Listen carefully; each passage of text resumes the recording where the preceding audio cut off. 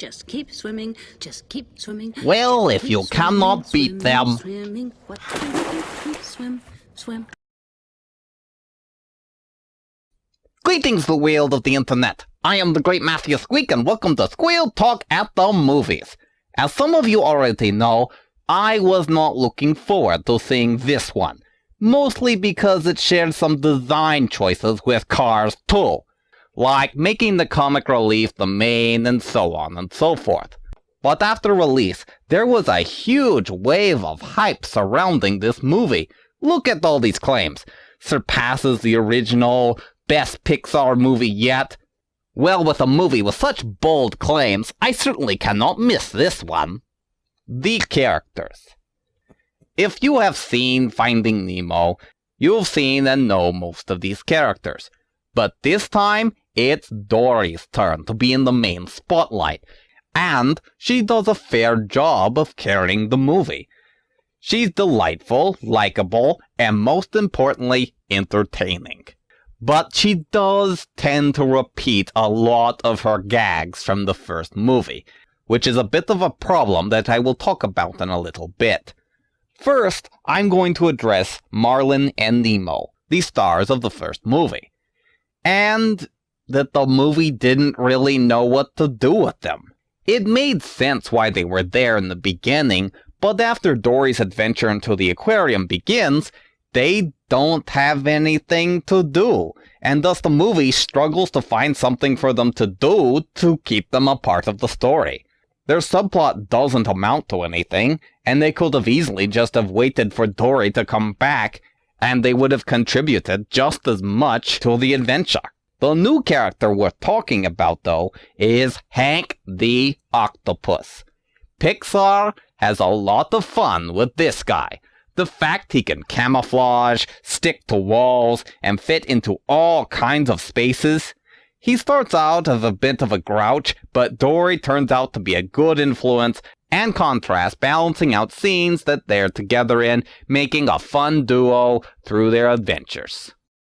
The plot. They take that one line from Finding Nemo.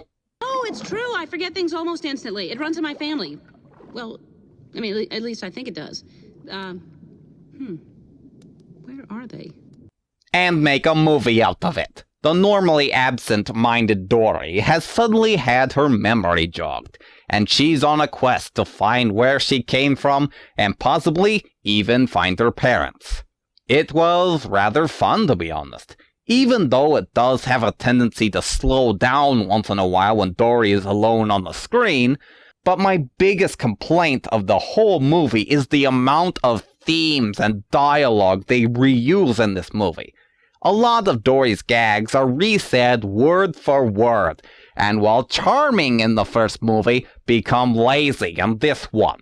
The same could be said with Crush and the new deep-sea light-up animal, which were more or less recycled straight from the original. However, it did manage to get some credit back, as most of these recycled themes were crammed into the first part of the movie. It's almost like they went, alright, let's see here, what do they want? Let's see, we got this one, and we got this thing, and let's see here, turtles, and, how about this light-up fish? You're gonna have that, and, one more, yeah, there, okay, it's all crammed in. We're gonna start the movie now, is that cool with you?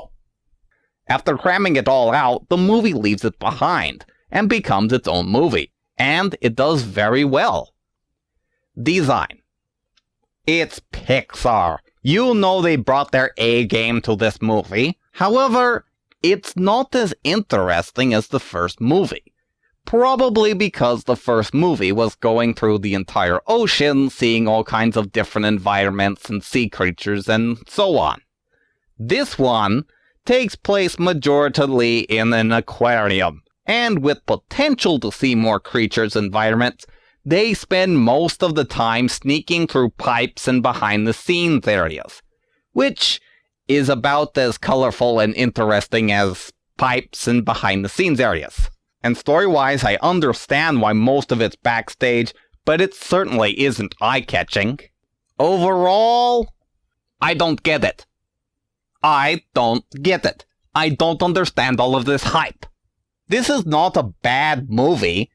And it's even better than being an okay movie. But I don't get the hype this movie is getting. Look at these. Better than the original, perfect, tearjerker, and so forth. And I say no. While a good movie, I wouldn't say that this is better than the original. I wouldn't call this Pixar's best work. And this scene from the original. Please don't go away. Please. No one's ever stuck with me for so long before. Is a bigger tearjerk than anything in this one. A chunk of the movie is not knowing what to do with the clownfish, and I cannot fully forgive all that recycled dialogue at the beginning. While it does have a few impressive scenes of color, most of the background is gray and bleak, not really on par with so many of their other movies. But Dory is a delight. The movie was overall fun, and while not deserving of all the praise it got, it is definitely a movie worth going to see. And now, a moment with previews. And hang on, because there is a lot of them. Still, dumb Shaggy Cat movie. Didn't I see this preview like a year ago? Since I hadn't seen any more, I had thought it aired and vanished already. Doesn't look too bad. It's not Zootopia, the musical. This one just keeps getting better. I've been waiting to run into this one, but I think I will continue to remain on the fence. It has about the same amount of stupid things as interesting ones, so I really can't say if this will work or not. Slightly different commercial, and Buck's back in the plot. But sorry, Buck, not even the Wonder Weasel could save this franchise from extinction. They've changed quite a bit from the original, which was kind of a screwball movie, to be honest, and you know what? Not to self-review original before watching remake. And finally, Disney's next movie. They don't show us much other than 2 characters, but it already has this "it's gonna be awesome" feel. I am the Great Matthew Squeak, and this is Squirrel Talk at the Movies. I thank my loyal subjects for watching. Sorry of the delays of the videos lately, and please still like and subscribe to my videos. You can also click around here somewhere and go donate monies to me.